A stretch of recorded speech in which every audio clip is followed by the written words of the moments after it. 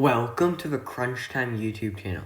Today I'm going to be talking about the top 10 title contenders, in my opinion, for the 2020 to 2021 NBA season. And this isn't going to be my predictions for the seeding. I'm going to be doing regular season and playoff predictions soon, probably by the next week or two. My goal is obviously to get those out before the start of the regular season. But NBA preseason starts Thursday, which is, at the time of this recording, it would be tomorrow, but I believe this video will go out on Thursday. So this video will be released right before the start of that. And I thought it's going to be really interesting to do a video on who I think the top 10 contenders are, as a lot of the teams, the matchups are very different. We know basketball is a very matchup-based sport, like many other sports as well. But the biggest thing I wanted to do is, without conferences, rank the title contenders, in my opinion. Obviously, one team makes it from each conference, but this doesn't mean that, like, say if the two best contenders are the Lakers and the Clippers, in your opinion, they are both in the same conference.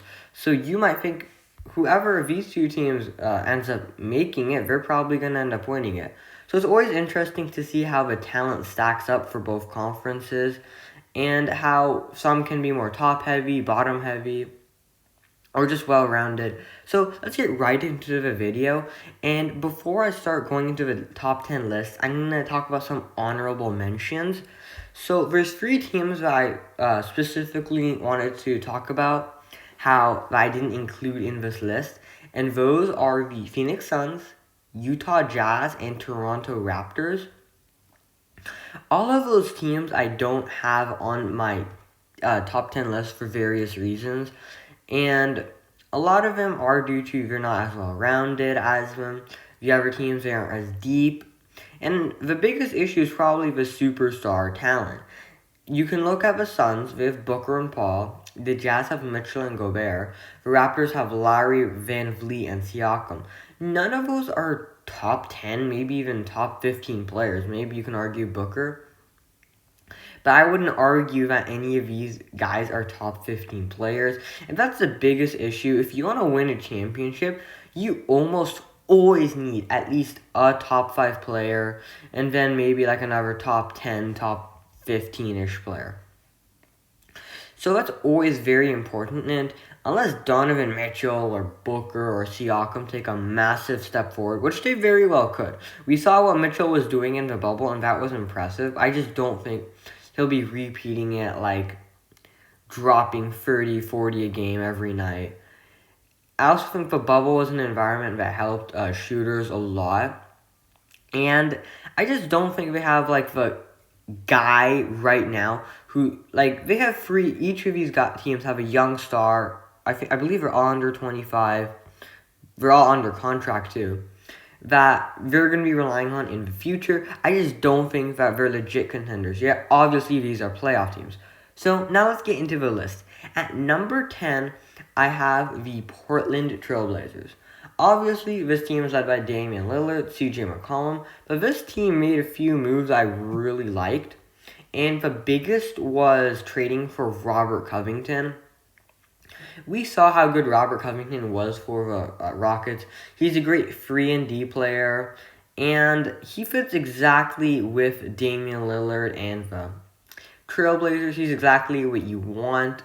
Offensively, he's better than their other wings, in my opinion. I think he's the best wing on the team. Gary Trent is considered a guard, in my opinion. So, yeah, he is the best wing on the team. And this team does look really deep right now. I just don't think they can compete with, like, the Lakers, the Clippers, and some other teams I'm going to be including on this list. Because most championship teams are not led by a guard. I think the only guard who's ever led a championship team, really, in the recent decades, like 6 foot and under, is probably Steph Curry. That's it. No other guard who's like 6'2" or shorter has led a team. You just need that versatile wing player on almost every team. That really helps you. And there's also always issues with the Blazers. It seems injury luck isn't always on their side. But if this team can stay healthy, it looks like a really good team. They have Rodney Hood back. They re-signed Melo. We have fully healthy Nurkic.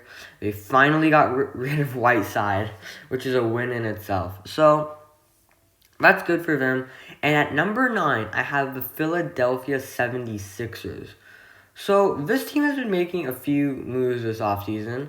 The biggest, obviously, is getting head coach Doc Rivers after firing Brett Brown, who was one of the worst coaches in the league on a contending team.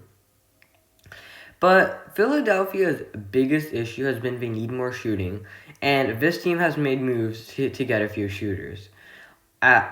They finally got, I think Steph Curry, he's probably like a top 10 just pure shooter in the league. That's really going to help them. But they also got rid of Al Horford. I believe they have Danny Green, or he might be on the Thunder. I'm not sure. I'm pretty sure they have Danny Green as well. So they got a few shooters this offseason. And they were able to clear up Horford, which also just helps clear up the front court as well. Because Simmons and Embiid are very dominant front court players. And adding Horford, they're just way too crowded. Of course, they still have that awful Tobias Harris contract, but not much you can do about that. And now I'm going to move on to the next team. And at number 8, I have last year's Western Conference loser, you can say, in the Denver Nuggets. So, I am not as high on the Nuggets this year. I actually have 3 teams in the Western Conference ahead of him. And that reason is just because I don't think they can repeat what they did. First off, I believe they got extremely lucky that the Clippers fell apart the way they did. I 100% believe Clippers are a better team. And if they were to play again, I'm pretty sure Clippers would win. And if you look at some of these other teams, they got pretty lucky with who they matched up with. They matched up with Utah, who they took 7 games to beat. And then they matched up with the Clippers, who fell apart, and then obviously the Lakers, who beat them. But if this team matched up with, a Portland, I honestly don't know if I would take Denver. I can't say, okay, I would take Denver, but the 2 reasons that I'm super high on Denver are Jamal Murray and Nikola Jokic. 2 of the best young stars in the league. Jokic is, in my opinion, a top 10 player. I think he's the best center in the league. Even with his defensive flaws, it's him or Joel Embiid. And that's just a great player to have as your leader. And obviously someone with that good of a passing ability and that big of an offensive toolbox to say. Great asset for any team to have, but his defense is a weakness, we all know that. But Jamal Murray, he blew up in the bubble. And like Donovan Mitchell, we have that question if he can repeat that play. And I do think he's going to greatly improve from the previous year's regular season. I don't think he's going to be averaging 30 or 40 or whatever he was averaging. But I still think he's going to be a solid number 2 option. But this team did lose Jeremy Grant. And I feel like that's going to actually have bigger consequences than most people are imagining. He was probably their 3rd best player in the bubble. They are getting Will Barton back. Obviously, he was out majority of the time due to injury. But he's not that, the 4 they could use in the lineup, the power forward. I believe they re-signed his teammate, Paul Millsap. He's returning on a 1-year deal, around $10 million a year. Well, it's only 1 year. Around $10 million. I think that's a good year for them. A good deal. Paul Millsap was a really good player, but I just don't think he's obviously going to regress. And I'd rather have kept Grant even with the amount of money he was given. They still have Gary Harris, but I do think this team is going to take a step back. And at number 7, I have a pretty questionable team here. A team that many people are higher on, and that is the Brooklyn Nets. I have a few issues with the Nets that we're going to get into. But the biggest reason I don't see this team fitting is Kyrie Irving and Kevin Durant. I don't think either of those 2 players are at this. I I never thought that Kyrie could lead a team, and I still don't think he could lead a team. And I'm really questioning how KD is going to return from that Achilles injury. I don't think we've ever seen anyone come back from that injury and been like, okay, this guy's better than he was. Maybe it was Dr. J or someone. Can't remember fully, but other than that one player, like, most people, their careers are over. KD is obviously one of the best players in NBA history. I still think he'll be a really good player, but I don't think he's going to be top 5. He might not even be top 10. And that's the issue with this team. You're completely banking on how KD and Kyrie do, and that's going to be a big issue.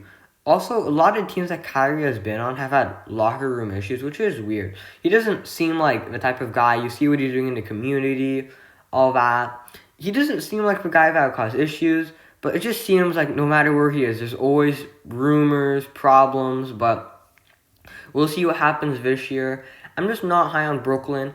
They have a really good supporting cast, I will admit. Karis LeVert, Dinwiddie, Jarrett Allen, those are all good supporting players. But I really think it falls on the two superstars who I just think will underperform. At number 6, we have the defending Eastern Conference champions in the Miami Heat. And I do have them coming at 6, and I just don't see the Heat doing better than the other teams on this list. And that's mainly due to star power. This team was a team that relied heavily on chemistry, heavily on their defense, coaching. It was a very well-coached team, and I just don't see a team like this repeating again. This team had to be nearly perfect to make it. Like, if a team like the Bucks could improve, who, spoiler, are on this list, not going to say where yet, but I just don't see them better than them talent-wise. And this Heat team, they made the finals last year. They're a very good team, but their team isn't nearly as talented as people think. They also did lose Jay Crowder, which is actually going to be pretty big in my opinion. They are paying Bam a lot of money. Obviously, I think he deserves that contract, 100%. But you still don't know what, you're going to get out of him. If he's going to be your number 1 in the future, obviously the Heat are going to try to go after a free agent this offseason. Don't know how that's going to turn out. But Dragic could regress. Obviously, there's Tyler Hero, Duncan Robinson. Tyler Hero is probably one of the most overrated players in the league, but he's still pretty solid.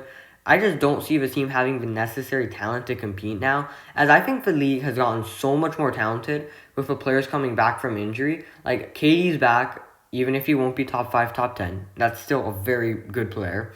Curry is back, and it just helps add more competition, interest in the league.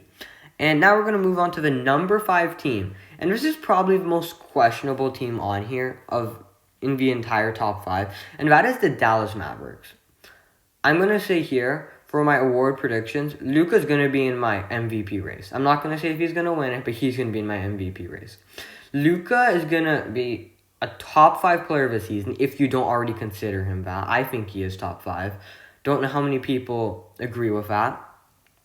But I also think Porzingis is going to be really good for them. They finally got better players on the defense. That's always been an issue for them, especially if you looked at it. They kind of were like a softer team. I don't want to call a team like soft, but they didn't have that bigger guy, that person who teams didn't want to mess with. But they did get a few players. They got James Johnson, and they also got Josh Richardson. So those are 2 very good defensive players at the guard and forward position. And I believe role players like that, they might not be scoring 10, 15 points a game. That might not be all they get. It's not like they're going to be getting 20, 25. They're not going to get the crazy highlights. But players like that are really going to help this team. This team doesn't need flashy players. They have Luka, they have Porzingis. They have their 1 and 2 guy. And that's what you need in a championship team. You need a 1 and 2 guy.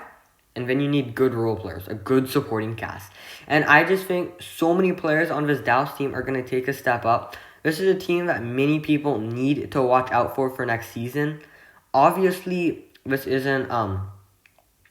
You're not the favorite in the West. There's actually a few teams ahead of him. They're still only number 5. So there's 4 teams I think that are better.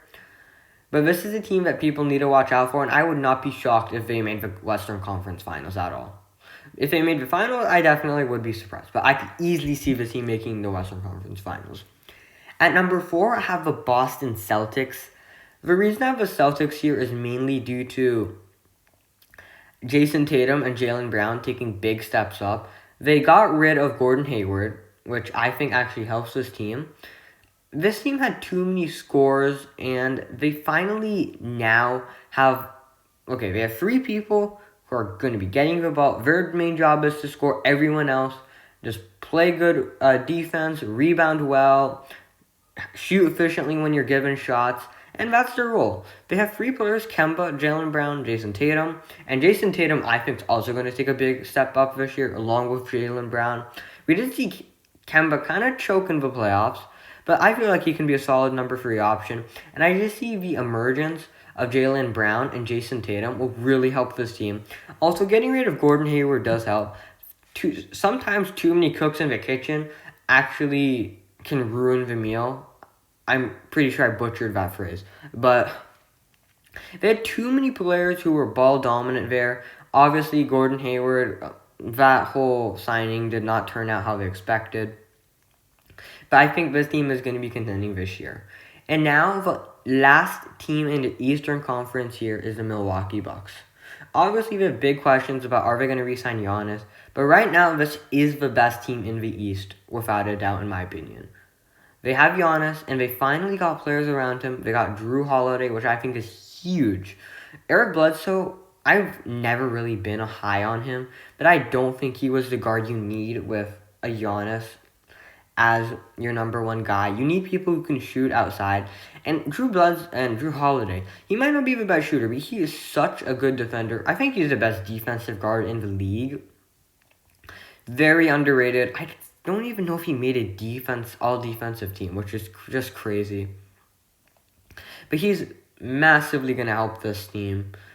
And I just think Giannis is going to take more steps up. Chris Middleton, I feel like if he can have like a smaller role, that will end up helping him.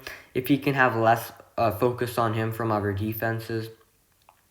Now we're going to go to the top 2 teams, and the number 2 team I have is the LA Clippers. That means the Lakers are number 1, but let's talk about the Clippers first. So, I don't know many people who would argue the Clippers got better this offseason as a team. They lost Harrell. And they lost Doc Rivers as their coach. They still have Ty Lue. They did get Luke Kennard for Landry Shamet, basically. They got a few rookies. I think they got like Jay Scrubs or something. But the biggest thing about this team, and what they need to win a championship, if they want to win one, is Paul George has to play like MVP. He did not play up to expectations last playoffs. He didn't even have to play like an MVP. He has to play like the top 10 to 15 player that we expect him to play like, and that the Clippers just need him to play like. He needs to play that on the offensive side of the field, on defense. Kawhi cannot be carrying this team for 7 games. Obviously, he's going to eventually have a bad game, and that's what happened against the Nuggets. But you need Paul George to step up. And I believe this team had the biggest issue was chemistry problems. I think getting rid of Harrell will help that a little. I still think this team has to make a move at the trade deadline that would really solidify them as better than the Lakers. Because right now, there's not a doubt that I think the Lakers are the best team in the league. And let's talk about the Lakers now. This team won a championship, and you can argue had one of the best off seasons in the league. They got Dennis Schroeder. They got rid of Dwight Howard and JaVale McGee. They got Marc Gasol. They got Harrell. They got Wesley Matthews. And that's a lot of great additions. They did lose a lot of people, and with a shortened season, you do worry about chemistry issues, but with LeBron, you never are too concerned about your chemistry. His teams normally do pretty well by playoff time. I mean, he's made the finals like almost every single year in the last like 10, 12 years. But I just don't see any team competing with this team as the number 1 team in the NBA right now. I do think if a few teams make a few moves, then there will be a little more chatter about that. But right now, the Lakers are, in my opinion, the number one team and the most likely team to win a championship. So, let me know if you liked this video, if you'd like to see more of these videos. Comment below who you think the number one team and the most likely team to win a championship is. Thanks for watching, have a great day, and make sure to like and subscribe.